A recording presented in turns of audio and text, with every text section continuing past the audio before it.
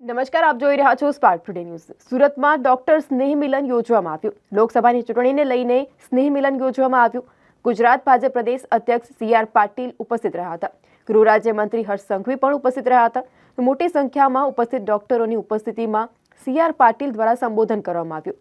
ડોક્ટરોના ફોનમાં 3000થી વધુ કોન્ટેક્ટ હોય છે, જેમાંથી એક ડોક્ટરે તમામ કોન્ટેક્ટને મતની અપીલ કરવા સૂચના આપી હતી।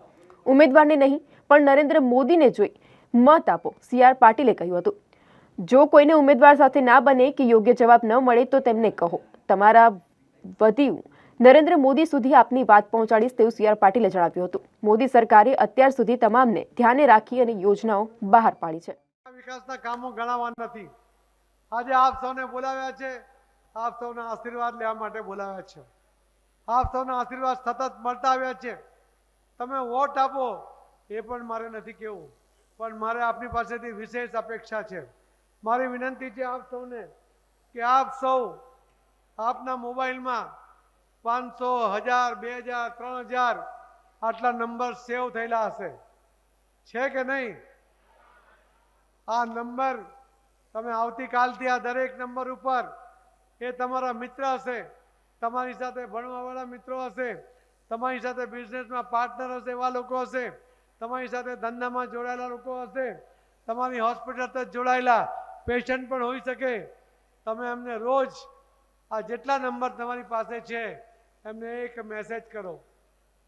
આ વખતે આદરણીય પ્રધાનમંત્રી મોદી સાહેબને ત્રીજી વાર હેટ્રિક કરીને પ્રધાનમંત્રી બનાવવાના છે।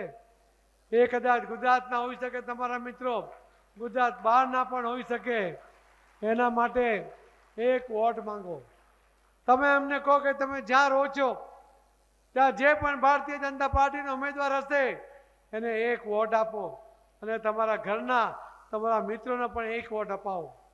તમારા મિત્ર કદાચ તમને કહી શકે કે ભારતીય જનતા પાર્ટીનો જે ઉમેદવાર મારા વિસ્તારનો છે મને એ પસંદ નથી, મારો અનુભવ એના માટે સારો નથી, ત્યારે તમે એને ખાતરી આપજો કે તમારે મત આપવાનો છે, મોદી સાહેબને જોઈને મત આપવાનો છે। ઉમેદવારને ભૂલી જાઓ। જો ઉમેદવાર તમને અનુકૂળ ન થાય તો તમે મને અહીંયા કહેજો, હું મોદી સાહેબને કહીશ કે આ વિસ્તારનો આ લોકસભાનો ઉમેદવાર જે ચૂંટાયો છે એ વિસ્તારમાં કામ નથી કરતો, એના કામ કરવા માટેની જવાબદારી તમે બધા લેજો, મારા વતી લેજો। હું તમારા વતી સાહેબને રજૂઆત કરીશ, પણ તમે મત આપી દો, તમારા મતદાનનો અધિકાર કરી લો એ પૂરતું નથી।